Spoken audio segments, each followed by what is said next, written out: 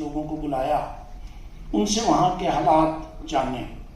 कहते हैं महाराजा पटियाला ने मुस्लिम को अपने कैंप में रखा हुआ था, सब सुविधाएं दी हुई थी, लेकिन जब वहां से पाकिस्तान से जो लोग आए उन्होंने वहां की घटनाएं बताई, उसके बाद उन्होंने उस कैंप में रहने वाले कुछ लोगों के साथ, हो सकता है वो भी गलत था, लेकिन उन्होंने बदले की भावना से वो मारकाट वहां भी पटियाला में भी छूट दे दी और वहां भी मारकाट हुई। और एक रेलगाड़ी जो बॉर्डर फिल्म में दिखाई गई थी वो सच्ची घटना थी।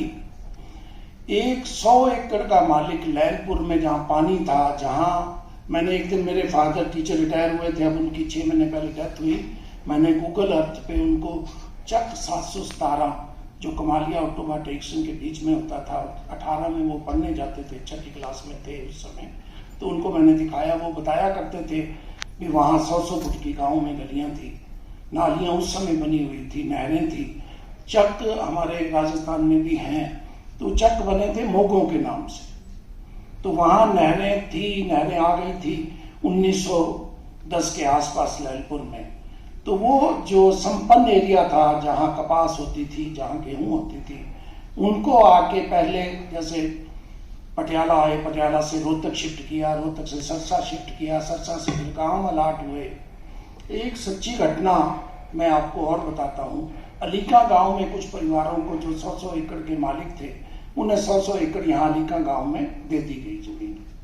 2-3 साल तक अकाल पड़ा, खाने के दाने नहीं थे।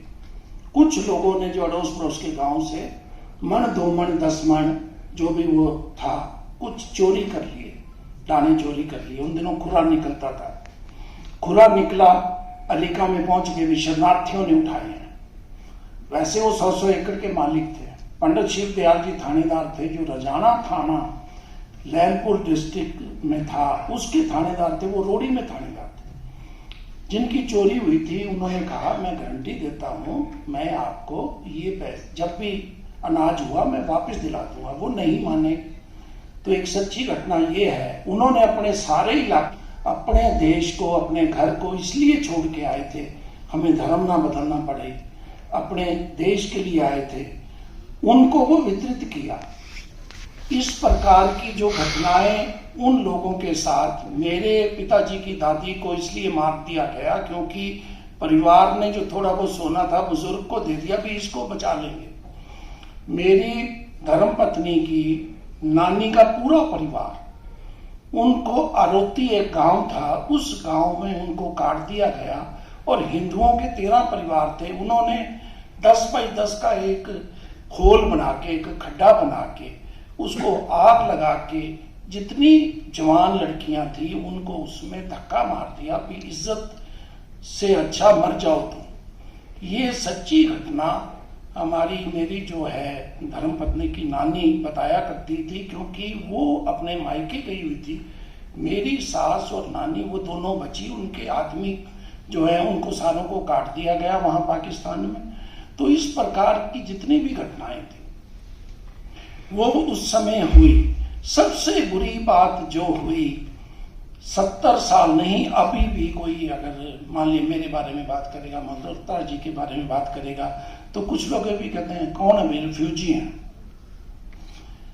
ये मेरी एक दिन मैं किसी बहुत बड़े अधिकारी के पास बैठा था, उनको शायद इसका इल्म नहीं था, तो कोई काम आया तो उन्होंने किसी को फोन किया, तो कहा जी ये रिफ्यूजी जो आए थे ना पाकिस्तान से, तो मैंने कहा जी रिफ्यूजी कैसे हैं ये बताओ पहले। परिवार को वो संघर्ष करने की जरूरत नहीं पड़ती। ये जो हमारे समाज में सबसे पहले, हालांकि अब नई जनरेशन में क्योंकि तीसरी पीढ़ी आ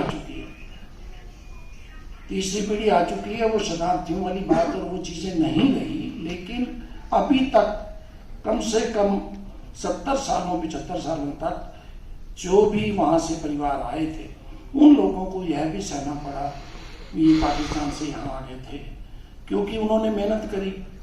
जो भी व्यक्ति बाहर जाता है वो मेहनत करता है। हमारे यहाँ से लोग बहुत है, आप सूरत में चले जाओ, सिरसा के 100 घर तो मैं गिन के आया था, मैं 12 में गया था।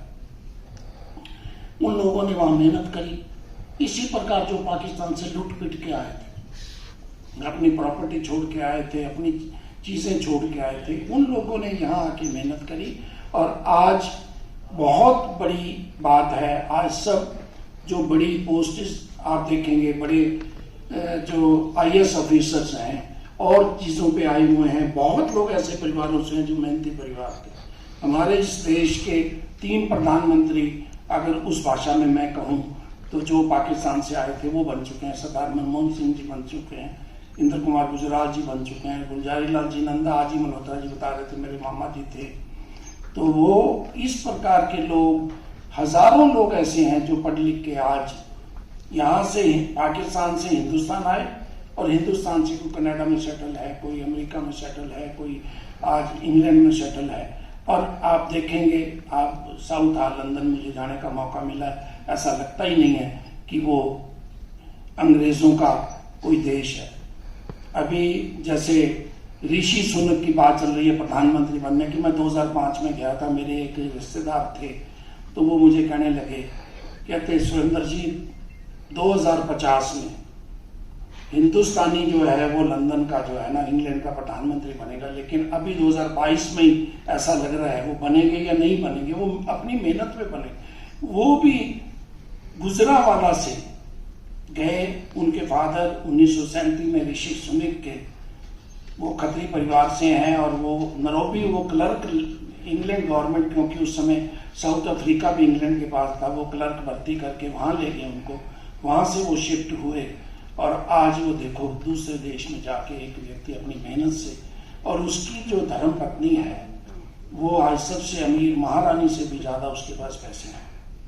तो इस प्रकार जिन लोगों ने मेहनत करी है उन लोगों ने आगे बढ़े हैं, और ये जो चीजें आज हमने स्लाइड के माध्यम से मेहनत करी है उन लोगों ने आगे बढ़े हैं, और ये जो चीजें आज हमने स्लाइड के माध्यम से देखी, हमारे बुजुर्गों ने ये सच्ची घटनाएं, उन्होंने उस समय स्लाइड नहीं थी, सोशल मीडिया नहीं था, उन्होंने जो चीजें उस समय हमें बताई थी, ये बहुत, सबसे पहले तो मैं प्रधानमंत्री नरेंद्र मोदी जी का, और उसके बाद आज हमारा कुरुक्षेत्र में बहुत बड़ा एक कार्यक्रम हो रहा है पंचनंद शोध संस्थान के, जहाँ मनोहर लाल जी मुख्यमंत्री वहाँ आएंगे, और आज उनकी याद के लिए एक स्मारक जो है कुरुक्षेत्र में 20 एकड़ में बनने जा रहा है।